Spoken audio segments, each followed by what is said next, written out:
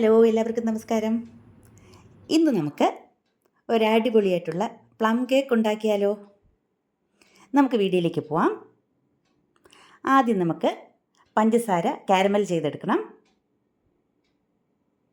അതിനായിട്ട് 4 table spoon പഞ്ചസാര ഒരു പാത്രത്തിലേക്കിട്ട് സ്റ്റൗ ഓണാക്കി വയ്ക്കാം. സ്റ്റൗ കുറച്ച് വെച്ച് വേണം നമുക്കെന്നിട്ട് ഇളക്കി കൊടുക്കാം.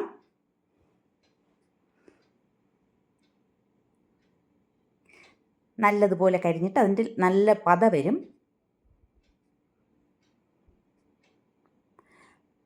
ഇനി അതിലേക്ക് 2 ടേബിൾ സ്പൂൺ വെള്ളവും കൂടി ഒഴിച്ചു കൊടുക്കാം.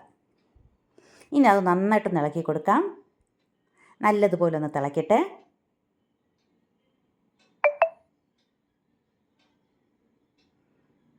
ഇപ്പം നല്ലതുപോലെ തിളച്ച് ഒന്ന് കുറുകി വന്നിട്ടുണ്ട്. ഇനി സ്റ്റൗ ഓഫ് ചെയ്ത് തണുക്കാൻ വേണ്ടി മാറ്റി വയ്ക്കാം.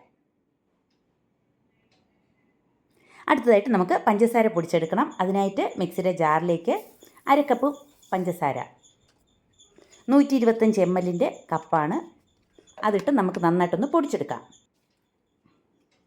ഇനി അടുത്തതായിട്ട് നമുക്ക് മൈദമാവ് എടുക്കാം. ഒരു പാത്രത്തിൽ 250 ml കപ്പാണ്, 1 കപ്പ് മൈദമാവ്, 1 ടീസ്പൂൺ ബേക്കിംഗ് പൗഡർ,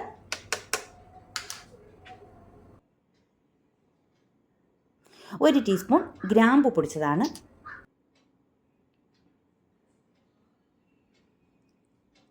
1/2 ടീസ്പൂൺ പട്ട പൊടിച്ചത്. ഇത്രയും കൂടെ ചേർത്ത് നന്നായിട്ടൊന്ന് അരിച്ചെടുക്കാം. 1 പിഞ്ച് ഉപ്പും കൂടി ഇട്ട് കൊടുക്കാം.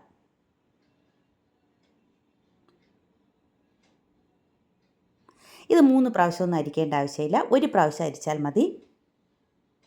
നമുക്ക് പ്ലം കേക്ക് അത്രയ്ക്ക് നല്ല സോഫ്റ്റായിട്ട് ആവശ്യമില്ല.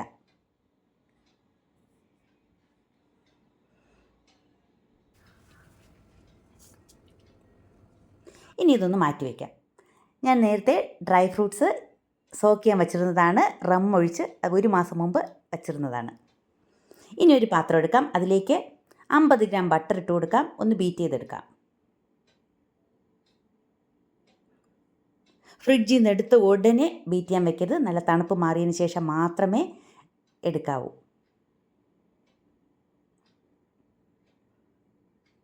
ഇനി ഇതിലേക്ക് പൊടിച്ചു വച്ചിരിക്കുന്ന പഞ്ചസാരയും കൂടെ ചേർത്ത് ഒന്നും കൂടി ബീറ്റ് ചെയ്ത് കൊടുക്കാം. ബീറ്റർ ഇല്ലെങ്കിൽ നമുക്ക് മിക്സിയിലിട്ട് ചെയ്താലും മതി.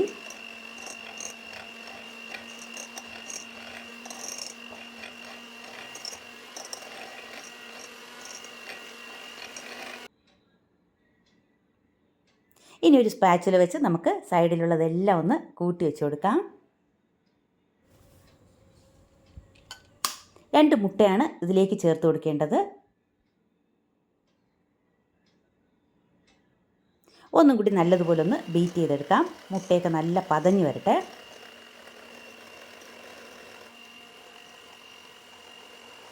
ഇടയ്ക്ക് സ്പാച്ചില വെച്ച് സൈഡിലുള്ളതെല്ലാം നമുക്ക് ഇതിലേക്ക് ആക്കി കൊടുക്കാം.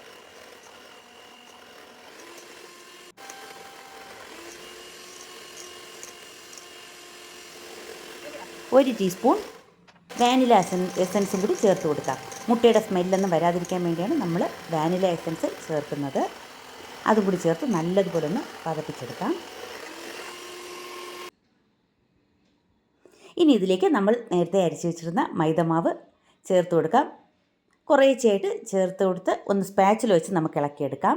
ഒരു 3 പ്രാവശ്യമായിട്ട് ഇട്ട് കൊടുത്താൽ മതി. ഒരേ സൈഡിൽ തന്നെ ഇളക്കണം.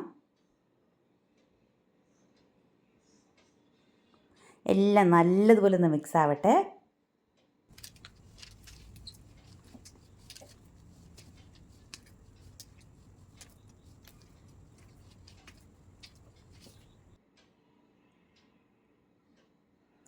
ഇനി കാരമൽ ചെയ്ത ഷുഗറും കൂടി നമുക്കിതിലേക്ക് ചേർത്ത് കൊടുക്കാം.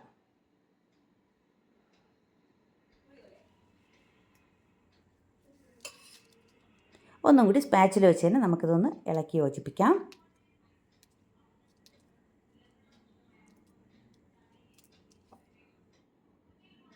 ഇനി ഇതിലേക്ക് നേരത്തെ സോക്ക് ചെയ്യാൻ വെച്ചിരുന്ന ഡ്രൈ ഫ്രൂട്ട്സാണ്, അതും കൂടി ചേർത്ത് കൊടുക്കാം. കുറച്ച് അതിൻ്റെ ലിക്വിഡും കൂടി നമുക്കിതിലേക്ക് ഒഴിച്ചു കൊടുക്കാം. നല്ലതുപോലെ ഒന്ന് മിക്സ് ചെയ്തെടുക്കാം.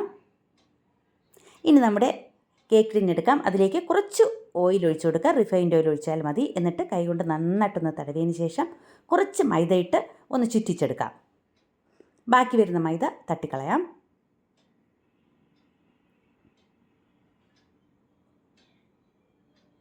ഇനി ഇതിലേക്ക് നമ്മുടെ കേക്കിൻ്റെ മാവ് ഒഴിച്ചു കൊടുക്കാം.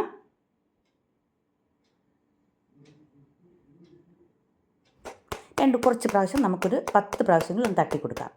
അതിൻ്റെ എയറൊക്കെ പോകാൻ വേണ്ടിയിട്ടാണ്. ഇനി ഇതിലേക്ക് കുറച്ച് അണ്ടിപ്പരിപ്പും മുന്തിരിങ്ങയും കൂടി നമുക്ക് വെച്ച് കൊടുക്കാം. കുറച്ച് മൈദമാവിലൊന്ന് മിക്സ് ചെയ്തെടുത്തതാണ്. ഇല്ലെങ്കിൽ അത് താന്നു പോവും. മൈദമാവിൽ മുക്കിയെടുക്കുമ്പോൾ അത് പൊങ്ങി തന്നെ ഇരിക്കും. വെന്ത് കഴിയുമ്പോഴും താന്നു പോവില്ല. ഞാനിവിടെ കേക്ക് ഉണ്ടാക്കാനുള്ള പാത്രം നേരത്തെ സ്റ്റൗ ഓണാക്കി വെച്ചിരുന്നു. നല്ലതായിട്ട് ചൂടായിട്ടുണ്ട്. ഇനി ഇതിലേക്ക് വെച്ച് ഒരു അരമണിക്കൂർ നേരം നമുക്കൊന്ന് അടച്ചു വെച്ച് നോക്കാം. ആ സമയത്ത് വെന്തിട്ടില്ലെങ്കിൽ നമുക്ക് കുറച്ച് നേരം കൂടെ വയ്ക്കാം. തുറന്ന് നോക്കരുത്. പൊങ്ങി വരുമ്പോൾ നമുക്കറിയാൻ പറ്റും. ഇനി ഒരു ഈർക്കിൽ വെച്ച് നമുക്കൊന്ന് കുത്തി നോക്കുമ്പോൾ പറ്റിയിട്ടില്ലെങ്കിൽ വെന്തിട്ടുണ്ട്. അങ്ങനെ നമ്മുടെ കേക്ക് റെഡി ആയിട്ടുണ്ട്. ഈ ക്രിസ്മസിന് ഇതെല്ലാവരും ഒന്ന് ഉണ്ടാക്കി നോക്കണം. എളുപ്പത്തിൽ ഉണ്ടാക്കാൻ പറ്റുന്നതാണ്.